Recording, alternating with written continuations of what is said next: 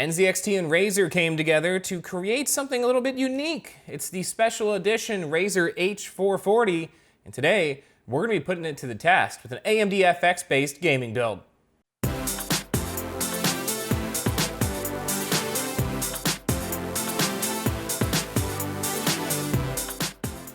Hello everybody and welcome to Tech Uploaded. I am Chris as always, and like I said, we got the H440 Razer Special Edition case. We've got all the components for an FX-based AMD gaming build, semi-budget too. I'll get into the numbers a little bit later, but think around $1,000 for everything. And we're gonna just, we're gonna have fun, you know? Forget it. We're not gonna be all, this goes here and you can only do this and this has to be a certain way. No, but don't worry, I won't be setting anything on the static bag. I won't get that crazy because everybody freaked out about that. But we are gonna just kind of be relaxed with this one and have fun, because that's what it's all about when you're building systems, especially when you got something unique like this in the mix. So, what is going on? Well, I'll tell you what, this video is gonna be pretty long, so I'm gonna make things easy on you. It's gonna be three main components: the overview of the case itself, the build process, which I'm gonna try to make as quick as possible, just cutting to the main areas of the build and what you need to do there in case you're a newbie or a beginner. And then finally, the overview of the completed build with all of the peripherals and everything set up on my nice glass desk. And we'll kind of take a tour of the system when it's complete. So, along the bottom, I'm going to have links to all three of those different portions of the clip, so you can jump around. If you don't want to watch a certain part, it'll just open a new clip and boom, you're right where you need to be. And in case you can't use annotations on your device, I'm gonna go ahead and put the links in the description as well. So without further ado, let's take a look at the components for this build. All right, my typical right to left fashion again. We're gonna go ahead and put, let's just go ahead and knock out the hard drives here first. A Samsung 840 250 gig SSD is gonna ride alongside the Seagate Barracuda 2 terabyte hard drive. And for graphics, we're gonna go ahead and use the Gigabyte Radeon R9 280X WindForce Edition. And speaking of cooling, we're gonna use a Kraken X41 to liquid cool this bad boy, because we're gonna have an AMD FX 8320 chip riding in here that we're gonna overclock as much as we can within a reasonable limit. I don't like to push overclocks to the point where they get unstable. And speaking of overclocking, we've got a motherboard for just that, the Asus M5A99FX Pro Revision 2.0. And then we're gonna go ahead and match that with some Ripjaws memory. We got 8 gigabytes of PC 1600 DDR3, and you gotta power all this good stuff.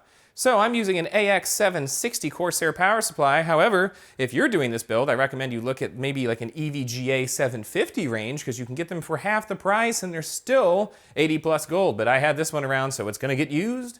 And then I've got some fans. The old SP120s are sitting around and ready to be repurposed. So there they are.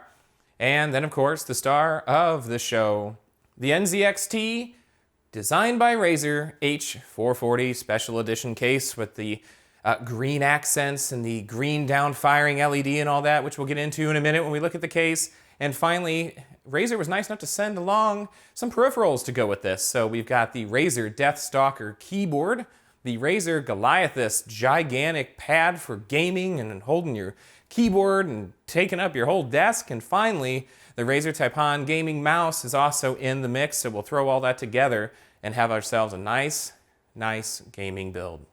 So I'm excited for this one. I've been doing a lot of Intel builds and people have been saying, what gives? Why all the Intel builds? Why aren't you doing anything AMD, especially FX? I mean, I did an AMD build. I kind of rushed through it because it was in the gaming budget build thing, and it was an Athlon, so it was the FM2. It wasn't even FM2 Plus, I don't think, so it wasn't the newer chip. So now we've got the 8320 FX in here.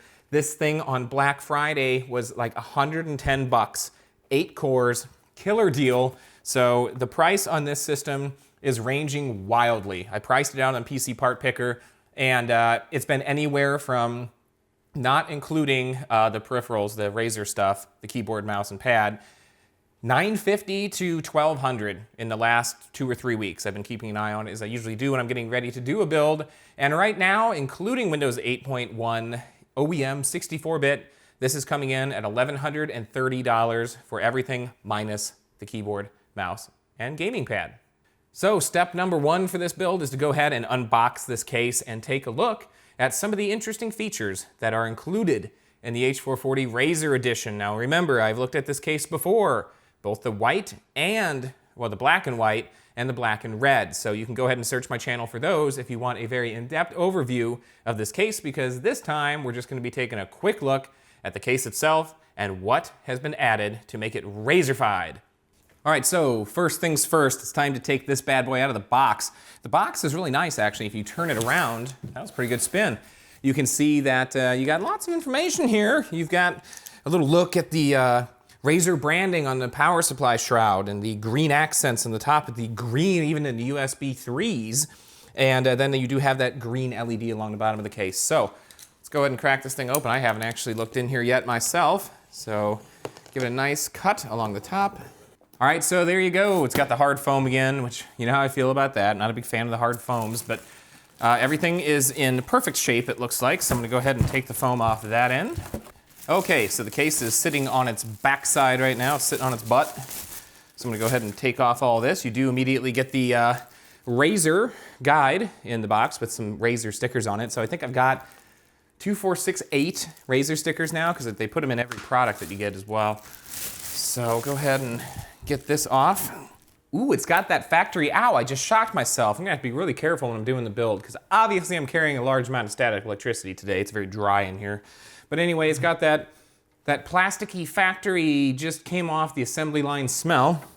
So this is obviously the non-windowed side of it. It does have that matte black finish on it that does pick up fingerprints pretty well. I remember that from the red and black H440 when I was using it. And then we'll go ahead and turn it around. So there is the side with the window. Now you can see the window is the same as it is in any other H440. However, with some special little additions, you'll notice when you peel the plastic off here. Let me go ahead and do that. Woo! Now I'm not sure if there's a plastic layer on the inside of that material that I have to take off as well. It looks like there is. So you can't really see in it. It's a blackout window, so it's not perfectly clear. It is. It does have like a smoke to it, so you can't see directly inside. But you can make out that there's a logo in there, and that's different from the regular H440, which just says NZXT right there. Turning around to the front of the case, you can see you do have the Razer logo right in the front, so we'll pull that off and expose that. So if you're a fan of Razer, you're gonna love this thing. And as far as everything else goes, it's pretty much what you would expect. So let's start taking this thing apart and kind of get a look at what's going on inside that's a little bit different. Okay, so removing the side panel exposes the interior of the system, and you can see that you do have that Razer logo along the power supply shroud at the bottom there. It's a little bit off-center though, which is strange. That's kind of getting to my OCD already. You'll notice that you do have the 2 hard drive trays down there for your SSDs, and then you've got your usual 1, 2, 3, 4, 5, 6, 7 PCIe brackets in there for your graphics cards and other internal peripherals. You've got your 5 drive bays again that you can slide in and out with those screws. Now remember, on the H440, the screws don't fall out. The only screws that actually can be completely removed are the ones for the hard drive bays on the shroud. So you've got plenty of room for expansion, and it is covered up on the front by the nice little piece of steel that's on the case. This is a very heavy case, just like most NZXT cases. It is made out of a lot of steel material, especially on the frame, so it's very sturdy. You can see, taking a look at the motherboard tray, you have your usual standoff placements in place already for an ATX motherboard, so that's good for us. But you can also move them around for micro ATX or mini ITX if that's your jam. And you do have the nice standoff there that will actually hold the motherboard. I find that to be just fine. Unless you're using a really heavy CPU cooler, I do tend to switch that one out for an actual full standoff. Taking a look at the back, again, you have your PCI Express expansion slots in there. You've got 2 little grommets in case you're running some kind of tubing through there if you're doing a water cooling loop or something. And you'll notice that the fan is not the usual NZXT black and white fan, but it is completely blacked out because this case is all black on the inside and most of the outside. So if you're into black, this is your thing. All right, now you know that this is my least favorite part of the H440, this back area, because there's not a lot of room for cable management back here. That's unchanged in the H440 Razer Edition. So taking a look at what you got your fan hub there again. And again, that is not a controllable fan hub. I believe that feeds a full 12 volts, so you'll want to use a low noise adapter if you're going to be using a fan plug directly in there and you don't want the full RPMs, or just go ahead and use your motherboard headers or another fan controller. There are 3 more of those blacked out NZXT fans along the front. We'll take a look at those in a minute when we pop off the front panel. And then all of your other cables are tucked away along the bottom for actually powering all of those fans, which you can see are plugged in here on the hub that I mentioned earlier. and they are tied together, so we'll have to do some cable management to get those routed where they need to go on the motherboard itself. And then along the top, you've got this little circuit board here, and this is for actually controlling the LED light that will fire along the back I/O portion of the case itself. And then finally, moving down, you've got your I/O plate area, your PCI Express expansion again, and then along the bottom, you've got this area for actually putting in your power supply. It's got those 4 thumb screws. You mount the supply to this thing, you slide it back in, you screw it down, and that's how you get everything in behind the hard drive or the power supply shroud. All right, so you can pop off the top panel, and then you can also pop off the front panel. And these are on there very snugly in this particular build. And make sure that you remove, on this one, this is a little bit different, you do actually have a connection on this front panel because, let me zoom in on that for you. There you go. You've got that on there along with that foam that you're used to seeing, pretty much because you're going to be lighting up that logo on the front. So you're going to want to make sure that you don't pull that cable when you're doing that. So taking a look at the actual front area of the case itself, you can see that you do have plenty of room for mounting fans. You also have this nice fan filter that you can easily remove. And you can see that there are 3 120 millimeter fans up front. Taking a look at the top, you have very similar mounting as you do on the front. However, there are no fans in there at the moment, so I'm going to go ahead and add some when I actually do the build. There's going to be tons of fans in here because this case needs them. It's not the best when it comes to airflow, but you can see that you've got plenty of room for mounting both 140 millimeter and 120 millimeter fans and radiators along the top of this case as well. And then finally, you've got your little circuit board there for your in and out for your speakers and your microphone, your 2 USB 3.0 with the nice green accent, and your 2 USB 2.0. So there you go, a quick and dirty rundown of this case. You've got the LED light on the front for the Razer logo. You got the LED on the power supply shroud for the Razer logo. You got down firing LEDs on the bottom of this bad boy. Let's go ahead and tip it over. See if you can see them. There's actually, looks like strips here, and I'm not sure if that's actually where the lights are, but they are definitely in here, so I'm guessing this is where the LEDs fire from for the downward-facing LED accents on this particular case. So if you like green, you're in business with this. Boom! Again, this is one hell of a sturdy case. I love that NZXT makes their cases out of mostly steel. It makes them extremely heavy, so that's a downside for you, but it makes them also feel very solid as well. However, I will say some of the black paint is already chipping off of this, so be very careful when you're doing your build on anything that's going to actually show, because you can chip the paint off of this fairly easily. All that said, let's get to building. Okay, with the case overview out of the way, it's time to actually start building. Now, I find it easiest to kind of break it down into 4 main sections as far as building goes. So I like to do the first step, which is doing everything that is power supply related. So if you have a modular power supply, running all the cables that you're going to need into that, taking into account for what you're going to actually install in the computer, as far as your GPU goes, your storage, things like that. Make sure everything's plugged in, including your CPU and 24-pin power cable, and then get that installed in the case. Kind of generally run the cables where they're going to be going, and then you don't have to think about that again until basically step 3. So then the second main step that I do is I go through and do the entire motherboard setup. So I get the motherboard out, check it over, get the CPU out, check it over, and then I put the memory on the board after I install the CPU into the socket. And at this point, things can go 2 different ways. If you're doing an air cooler, I like to put it in at that point because it makes actually putting the motherboard into the case a lot easier because it gives you something to grab onto, plus you can get to the back of the board. If you're doing a liquid cooler, I like to actually put the back mounting plate on, if that's possible with your particular mounting style, and then mount the motherboard in, then install the liquid cooler and put it in that way. So once you get through that step, you're pretty far into the build. You've got the majority of the difficult stuff out of the way. So then the third step, or third main step that I like to take, is going through all of your storage, peripherals, things you're going to put in the system, and get all those installed, run your SATA cables, run the cables to your motherboard for the power reset and all that good stuff, and basically just get everything in place. All the last little bits that you have to put in there, that's when I like to install all of those.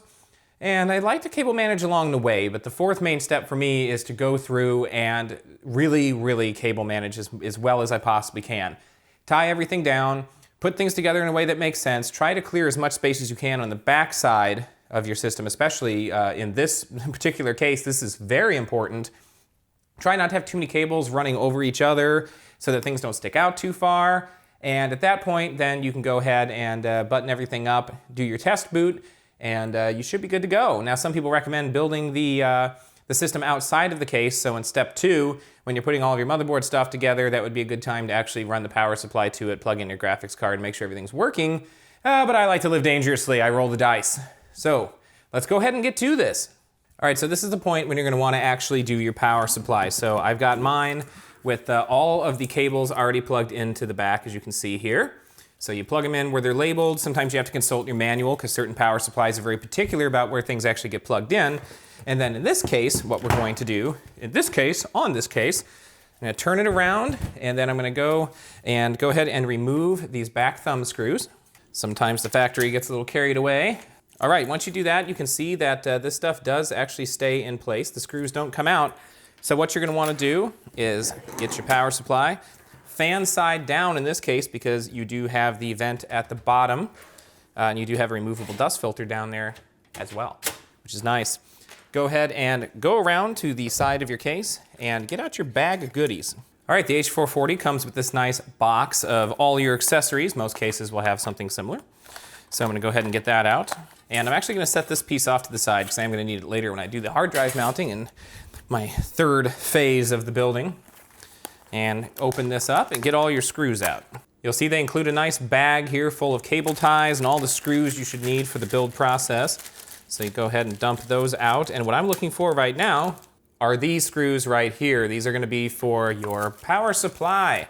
So then you just take the bracket, and what you're going to want to do is find how it is going to line up with the screw holes on your particular power supply, which in my case, it's going to line up like so.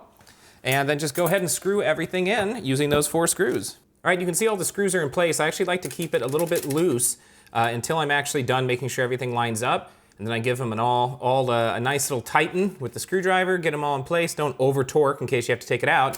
And then we're going to go ahead and install this.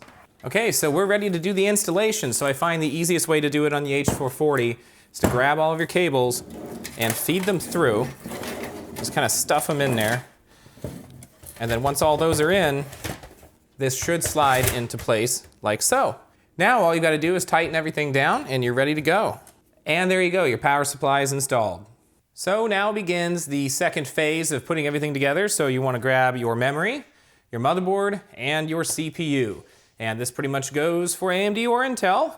So the first thing to do is go ahead and bust open the motherboard itself. So we'll go ahead and grab onto that. And then take out any of the accessories that you're going to need. You will need your manual to hook up your headers. So go ahead and grab that, but I like to leave the driver disk behind because I always download my drivers. So get your guide, get your back plate, and then I'm going to need a couple of SATA cables. I'm not sure if I'm going to need right connections or not. So I'm just going to grab all 4 of them. And then actually I won't need the manual because this is an Asus board and it comes with the Q connectors, which makes things much easier. So I can go ahead and put that back in there. And then if you are going to be doing SLI with an NVIDIA card, you are going to need your SLI bridge. Don't lose this. So keeping the motherboard box out, the next thing to do is get your stuff out of the way. Go ahead and open the motherboard and give it a quick inspection. All right, so there is the board. Now taking a look at that, everything looks good. You want to really check this area right here and get anything that's in the way off of it. So I do see a little bit of stuff I'm going to have to wipe out of there, some dust on it. And then take off any of the stickers and things like that that may be on your board covering various things. It looks like this just has one area where that's the case. And anybody that's at all familiar with my channel should recognize this particular area of the board right by the CPU socket because that was my desktop wallpaper for a very long time. All right, so I've cleared out the socket, so the next step is to bust out your CPU. So go ahead and cut that open. In this case, I'm actually not going to need the stock cooler that came with this particular CPU, so I'm just going to set it off to the side. Now you can see looking at the CPU that you do have pins on here, so you want to make sure that none of those pins are bent. So you can see that all these pins are in place on this particular chip, so everything looks good. So all you have to do is raise up the bracket. I'll go ahead and turn this around so you can get a closer look. And then make sure that you look for the little arrow that's actually going to be on your CPU. And that is going to line up the arrow on the motherboard. So turn everything around, line everything up, and this will just drop into place. So then put just a little bit of pressure on it to make sure it's seated. Very, very light pressure, and push down the clip, and that's it. Now the next step is putting in your memory chips. So I like to use the 2 outer banks. So it goes in the bottom first. The bottoms don't unclip, so get that lined up. Then do the top, firm pressure, clips into place, you're done. Repeat the process again, noting that you do have a little cutout on your actual DIMM for making sure that you align things correctly on the board, so pay attention to that. And that's it. Everything is now mounted to the board. Okay, so scooting the motherboard out of the way, here is the Kraken X41. So what I need to do to prepare for doing the mount for AMD is to first switch out the bracket that's actually pre-installed. Now, if you're installing one of these for the first time, this will already have thermal paste applied, so you gotta be really careful that you don't get the thermal paste all mucked up. So what you'll need to do to get the bracket off is there's actually areas that you can pinch on this little clip on the front. So push them in, and this will start to snap out. Then you just twist this, and the grooves will get off of alignment from where they actually hook into here, and you can just slide it right off. And then you repeat the opposite process for putting the AMD mounting bracket on, which you can see right here. And you'll notice that it's made to align with the holes on the AMD board. And then just take your clip and reinsert it back on. All right, so there you go. Everything is snapped into place. So this big behemoth can get out of the way for a minute, because now what we need to do is go ahead and actually switch out the socket. So I'll turn this around. You're gonna wanna undo these 4 screws. And if you look at the back of the motherboard, you will notice that there is already a plate that you can screw into. And we're gonna be utilizing that with the 4 standoffs or screws that come with the Kraken X41, or X31, or X61. They all mount the same way. As does, I believe, the Corsair H105 and some others. They're all moving to this mounting system because it just makes the most sense. Now, whatever you do, don't lose these motherboard mounts, because if you switch to another cooler down the road, you may need to put them back on again. Don't lose these. So what you want to do is grab these 4 items out of the bag, and then there'll be another bag with 4 mounts that are darker in color than the other mounting screws, and you want those because those are the AMDs. And now I'm going to take out my AMD screws. Now again, one thread side of these is different than the other. You want the wider thread for actually mounting into the existing AMD holes. So there'll be a tighter thread and a wider thread. Just hand tight them, that's all you really got to do there. And then you are set. So now you've got your mounting plate. Now you notice that there is going to be a little bit of play on this. That's okay. That freaked me out the first time too, but when you actually mount the cooler, it's going to tighten everything up. So the next step, putting this in the case. Now before you get started, you want to grab this bag of screws. This is your bag of everything. You're going to need that for actually mounting to the motherboard itself. All right, so unfortunately, I don't have a great way of actually showing how to do this on camera. I can't get my camera up high enough to get a straight down view. But what you're going to want to do is just kind of do a visual inspection of your motherboard and make sure all of your standoffs are lining up where they should be. And in my case, they are. So what I'm going to do is grab my back plate. So there's the back plate, and just tear that open. And then general rule of thumb, if your motherboard has the PS2 ports for the keyboard and mouse along the top, those always go at the top. And typically the sound hookups go at the bottom. So line it up as such.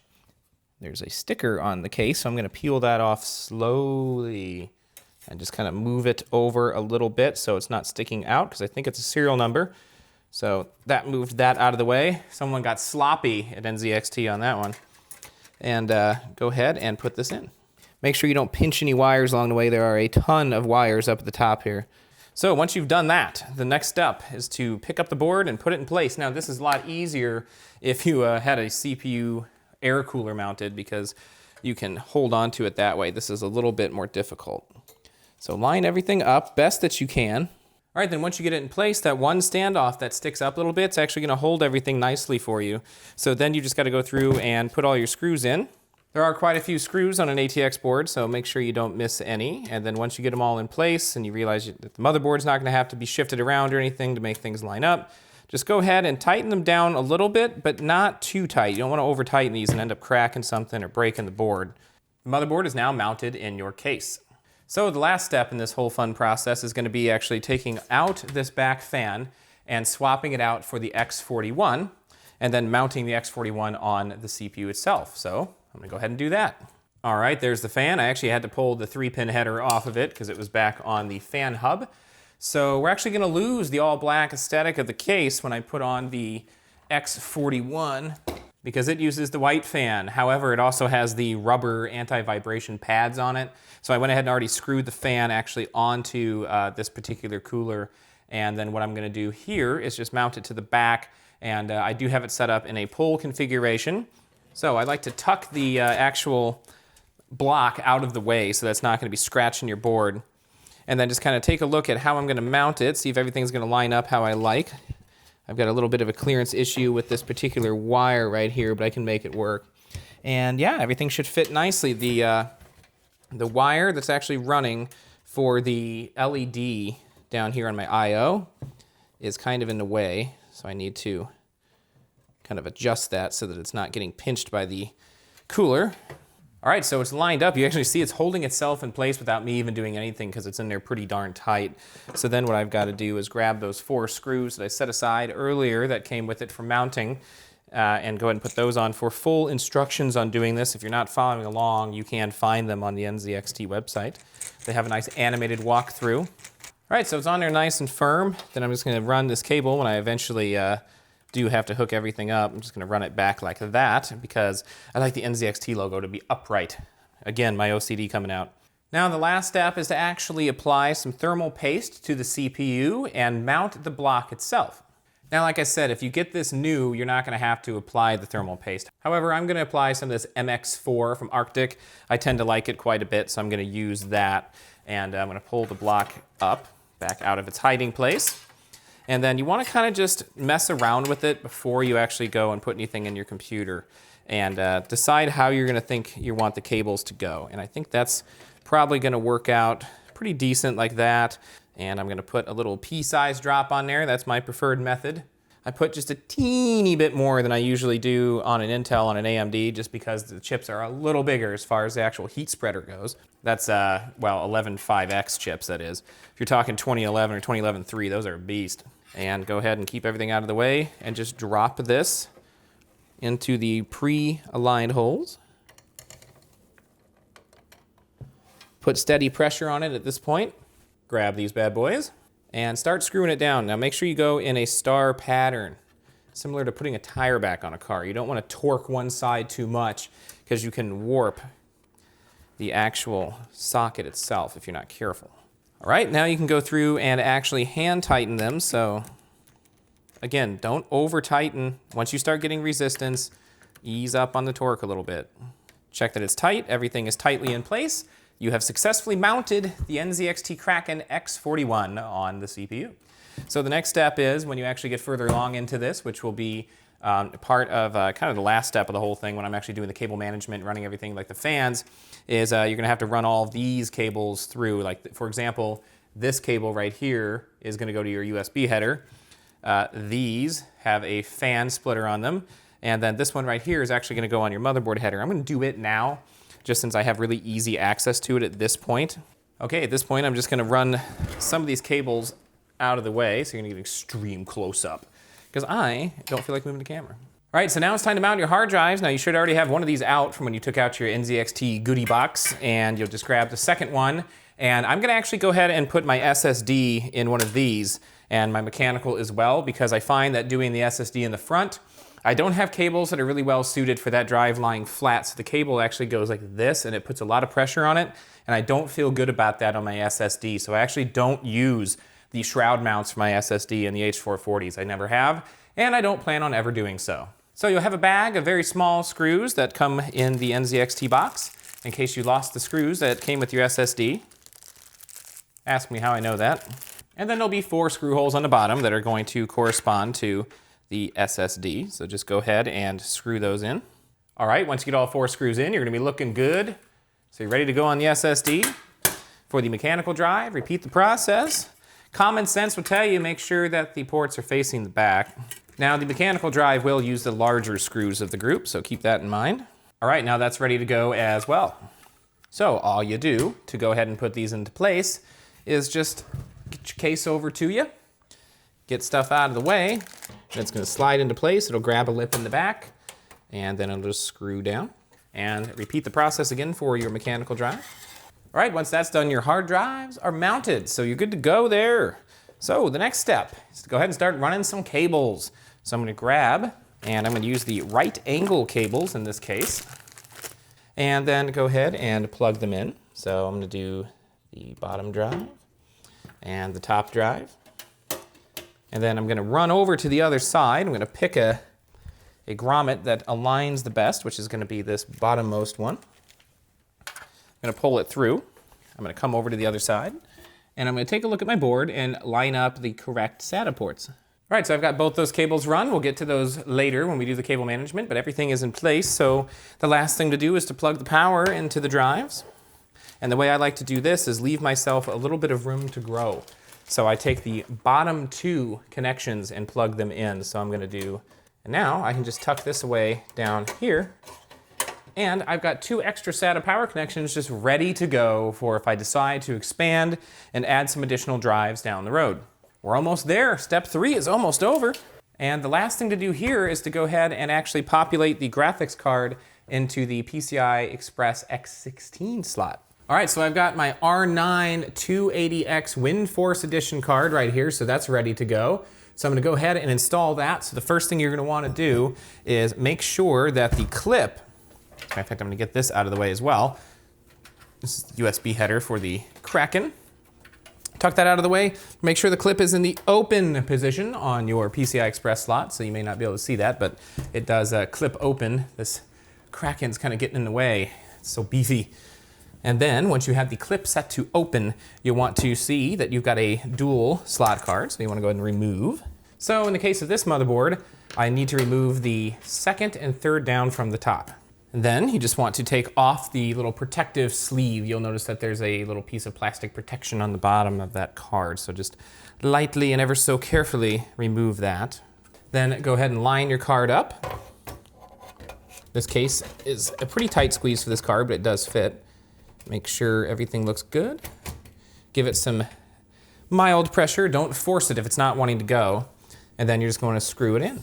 And there you go, the graphics card is mounted. Now the last step for the graphics card install is to actually take the cable that you ran earlier out the back, and you're gonna wanna run it back through one of your grommets. In this case, the bottom one is still gonna make the most sense probably. All right, so I've got that pulled through, and this card is an 8-pin and a 6-pin. So there you go, now you've made an 8-pin, so insert that one first, then go ahead and grab your 6-pin, and you'll wanna get the extra 2 pins out of the way on that one. And there you go. All right, who's ready to party? It's time to cable manage. Oh yeah. It's also time to put some fans in, so I'm gonna put the two SP120s right up here. Actually, in these two bays to get some air. And I'm actually gonna set them up in exhaust. I usually do those as an intake, but in the case of this case, I've got 3 fans on the front bringing air in. I've got this fan in the back bringing air in, and that air is going to be hot because it's passing over the radiator. So if these are actually, the top 2 fans are doing exhaust, they're going to take that hot air and it's just going to go in and right out. So I think that's going to be the best setup in this case. I will still have positive static pressure because I'll have 4 fans bringing air in and 2 fans taking air out. Okay, so phase 4 is complete, and the reason I didn't really show much of that is because it's going to vary widely depending on your particular setup, but there are a few things that will be consistent through any build that you're doing. You'll need to run your headers like your USB 2.0 and all of the headers for power, reset, hard drive, LED, all that good stuff to your motherboard, typically along the bottom. You want to run your USB 3, your 24-pin power, your CPU pin power up here in the corner almost always anymore. And then any fans that you have, you're going to want to run those cables through the back and have those ready to go. I installed 2 fans on top, a couple of Corsair SP120s right there. And again, I have those set up in exhaust. Turning the computer to the front, you can see that there are 3 120mm fans up here. Wrong way, there we go. And those are looking nice, all blacked out. So I'll put the dust cover back on there once I get done testing everything. And then the star of the show and the biggest part of this phase is going to be back here. So this area right here, all of your cable management. Now you can see on this one, it doesn't look great when you're just looking at it on camera, but if you look at it straight down the side, really nothing is sticking out too far. Oh, oh. And that's really important if you look at it like that, because when you go to put the back panel on this thing, on the H440, it is very tight. So you want to go through and tidy up all of your cables. Now on this particular build, usually I would go to motherboard headers with the fans, but there's so many fans in this case that I actually ran them to this header right here, the actual hub on the board. Now that may not be optimal because these are going to be running at a full 12V. So it's going to be very loud when I do the initial boot and test. However, I do have an NZXT fan hub, and I may mess around with that and see if I can't switch out this particular one for that and be able to control things and quiet the fans down quite a bit. But for now, this will do. So at this point, I'm gonna go ahead and leave everything exposed. I'm gonna plug it in, run a test, make sure all the fans are firing on the front and the top, make sure the fan is firing for the CPU cooler, make sure liquid is flowing through everything. There's coolers over here. Make sure liquid's flowing, make sure everything tests, make sure all the drives are working, and once I know that all that is working, even check the fans on your GPU, make sure those are running and nothing's blocking those. Just kind of give your system a full check when you do your test boot. That way, if anything's wrong, you haven't buttoned anything up yet, because believe me, getting the back panel on this is not easy. And once you've done that, you can go ahead and pop all the panels back on, and you've got a completed build. So I'm gonna do that, and then we'll go check out the finished product of this H440 Razer Edition case. Oh yeah, and don't forget, you gotta take that off. Look at that, ooh, shiny. So the H440 Razer build is complete, and it's in its new home on my glass desk. So it's gonna be the workspace that it's used in. And if you watched my video on the Razer peripherals, you'll remember that I said that I was really excited to have that big gaming mouse pad, basically, the gaming mat as they're calling it. And this is why it's on a glass desk, so that helps quite a bit. You can see the system behind me there. And you know what? Let's just go ahead and show some nice shots of this thing right now. You can see that everything is pulled together nicely, having all the peripherals to go with the case. There's just Razer logos all over the place. I even went ahead and made the desktop a Razer logo just to round everything out. But you know, those LEDs look good. Everything's really cool looking, the illuminated keyboard and all that stuff. But boy, this really doesn't shine until you take a look at it in low light, especially at nighttime. And on this glass desk, as you can see, those downward facing LEDs not only light up the desk, they also light up the floor. So this thing looks really cool in this particular spot. The entire end of the room has this little green glow to it with all the different green lights that are going off. And you can hit the button on the back of the case with the normal H440 that would normally just turn off the back LEDs for your I/O. That's going to turn off all of the lights on this case. So it's either all or none. I'm sure you could unplug some certain things if you wanted to tweak it how you like it. But yeah, you can see even the keyboard and the mouse, everything just looks really, really cool at night when you got most of the lights off in this room, and that's pretty much how I use it. So as always with build experiences, this was the same as it has been in the last two H440 cases that I've used. The build experience was great right up until the very end when you have to cable manage and then get the back panel on. So with this one, I had to actually lay the case face down and then be able to get on, over the top of it to be able to apply pressure evenly, because there's three little clips at the top and bottom. They have to slide in at the same time. They like to kind of, go off from each other when you've got all of that pressure, mostly from the 24-pin cable on the back, kind of pushing the back panel away. It will close and it looks fine, but it does take quite a bit of effort. The other thing, airflow, still not very good. It gets pretty warm in the case, especially with an R9 280X with 3 exhaust fans on it. So it does warm up, and if you put your hands up against the vents along the top of the side, you can feel quite a bit of hot air blowing out. So air is leaving, I just don't think it's leaving fast enough. But those are all things we already knew about the H440. It looks damn good. I mean, that is a good looking case in my opinion. I love the jet black look of it. There's no accents in any other color except for the green lights and the green logo, which I think is really sharp on the H440. As a matter of fact, I would go so far to say in their next revision of this case, which I hope includes more space on the back panel, that they do make just a jet black blackout edition of this case, even with the smoked panel. It just looks really sharp. I really enjoy the look of it. It's a very well-built case. It feels great. And again, the accent logo on the front is really cool, especially if you're a big fan of Razer. So all in all, really impressed. The same shortcomings as always with an H440, so you know that going into it. But sometimes it is design over function. and it's not cripplingly so with the H440, so I still recommend this case. It's still in my top 5 of 2014 that I've used. Now, as far as benchmarks are concerned, I did go to run some benchmarks on this system and ran into quite a few snags, so I didn't run as many as I normally would. Assassin's Creed Black Flag wouldn't load because of Ubisoft.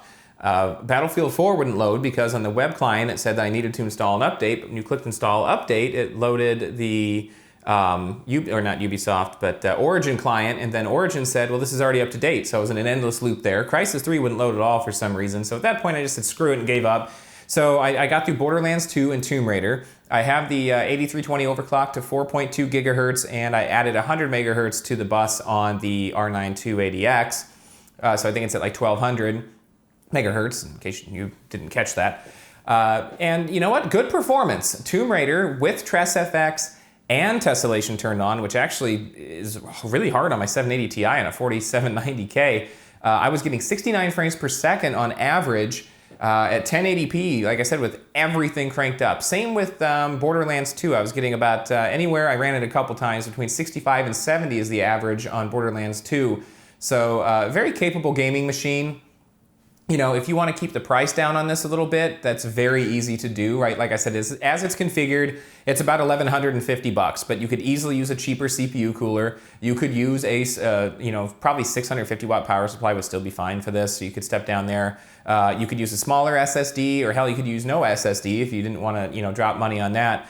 So you could easily bring the system down well below $1,000, and for that price, you're getting a lot of performance for your dollar, and I think that's where AMD is sitting really pretty right now, is they're offering quite a bit of power for the price. Now, keeping in mind, this system does get hot. Like I said, I can feel the hot air blowing out of those vents, and you know, the 4.2 is about as far as I would take this chip because I'm having to go to about 1.4 on the voltage. So, you know, that's you know the territory with AMD. Things get hot, but they do run pretty quick. So.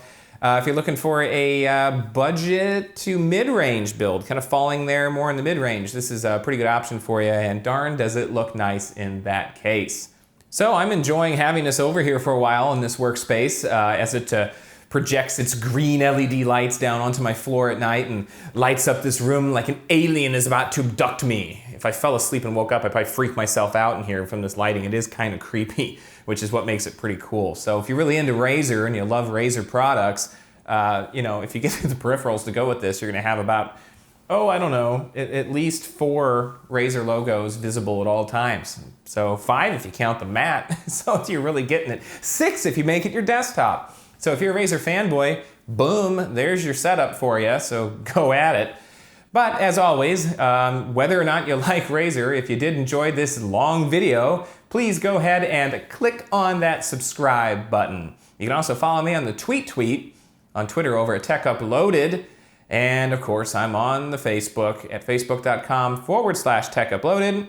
And finally, if you have a question or a comment or just a general thought that you'd like to share with me, you may do that over at Gmail at techuploaded@gmail.com. You know the drill. Don't be a stranger. Check back soon.